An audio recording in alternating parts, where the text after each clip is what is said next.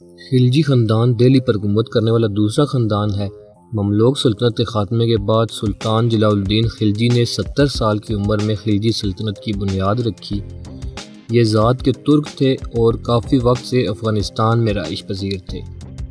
علاؤالدین خلجی سلطان جلال الدین خلجی کا بھتیجا تھا اور سلطان کی طرف سے کڑا شہر کا حاکم تھا۔ علاؤالدین خلجی نے سلطان کی اجازت کے بغیر دکن میں دیو گڑھ پر حملہ کر دیا تھا۔ دیو گڑھ کے راجہ کے پاس اگرچہ بہت بڑا لشکر تھا، لیکن علاؤالدین نے اپنے صرف 8000 کے لشکر کے ساتھ فتح حاصل کی اور وہاں بیش بہا خزانہ حاصل کیا۔ اس طرح علاؤالدین کے پاس اپنے چچا جلال الدین سے بھی زیادہ دولت ہو گئی تھی۔ اس کے بعد اس نے اپنے چچا کو دھوکہ دے سے قتل کر دیا۔ جلال الدین کی بیوہ ملکہ بیٹے کو سلطان بنا کر تخت پر بٹھا دیا۔ علاؤالدین جو بنگال پر حملہ کرنے کا ارادہ رکھتا تھا نے فوراً دہلی کا رخ کیا۔ علاؤالدین نے اپنے سالاروں اور امیروں کو دولت کے بل بوتے پر خوب نوازا۔ دہلی سے ملکہ جہاں کے چھوٹے بیٹے نے اپنی ناتجربہ کاری کی وجہ سے ایک حماقت کی کہ خود جنگ کے لیے آنے کے بجائے اپنے امراء اور اراکین سلطنت کو لشکر دے کر بھیجا، لیکن دولت کی چمک نے انہیں بھی علاؤالدین خلجی کا طرفدار کر دیا۔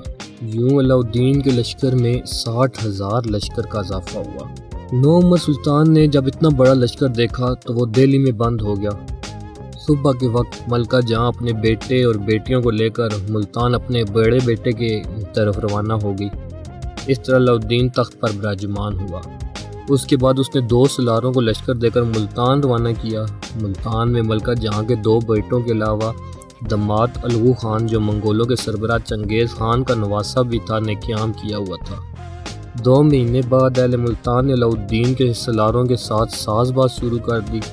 یہ دیکھ کر الکلی خان جو ملکہ جہاں کا بڑا بیٹا تھا بہت مایوس ہوا اور اس نے صلح کر لی۔ یوں ملتان فتح ہوا۔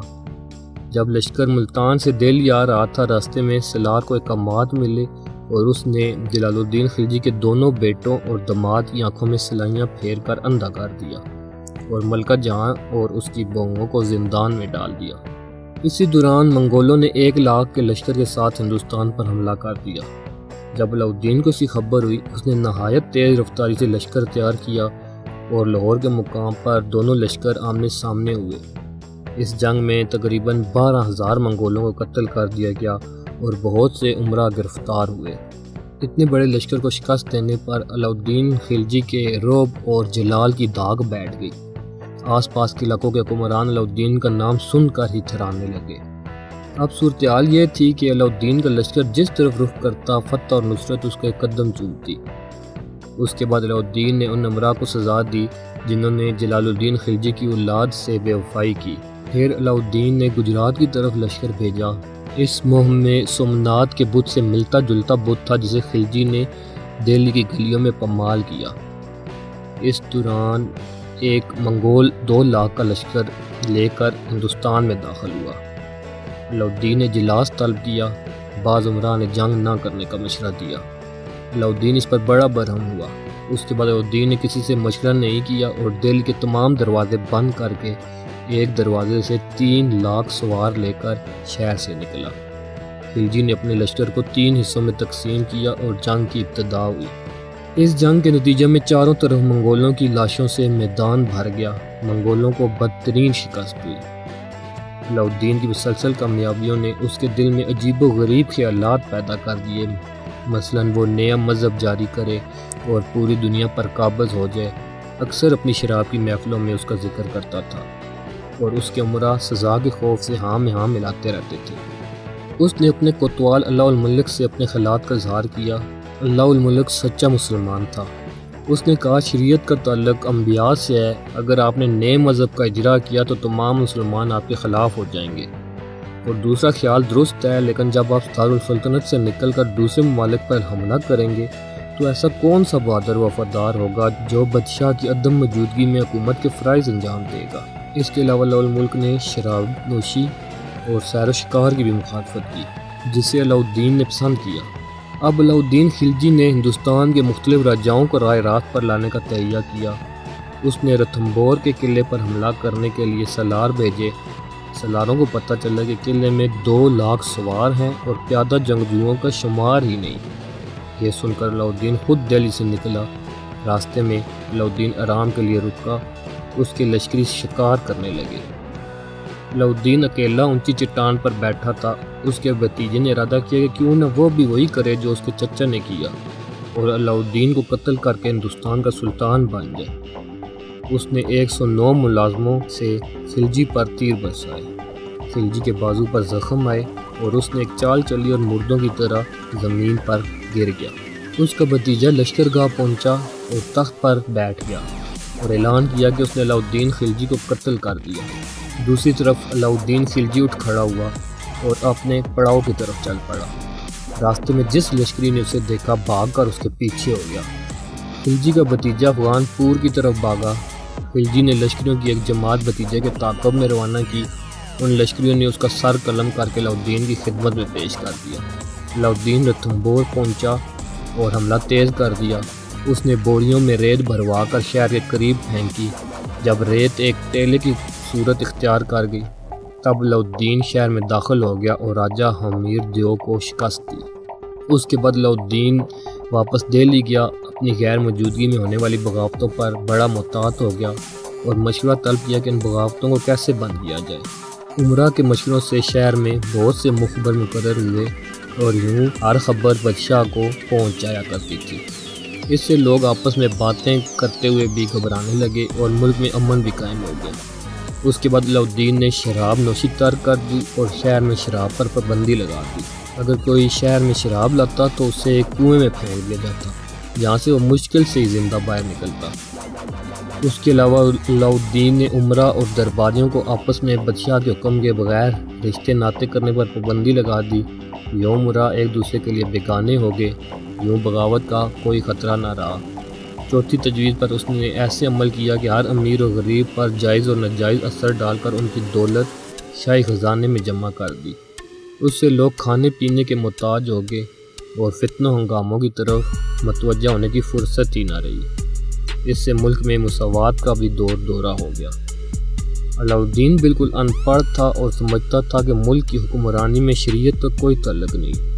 لیکن جب علاؤالدین نے اصلاحات جاری کیں تو عمرہ کی رپورٹیں پڑھنے کے لیے اس نے پڑھنا لکھنا شروع کیا۔ اس سے اس کے ذہن میں جو فاسد خیالات آتے رہتے تھے وہ اصلاح پذیر ہوئے۔ اصلاحات کے بعد خلجی پھر فتوحات کی راہ پر گامزن ہوا۔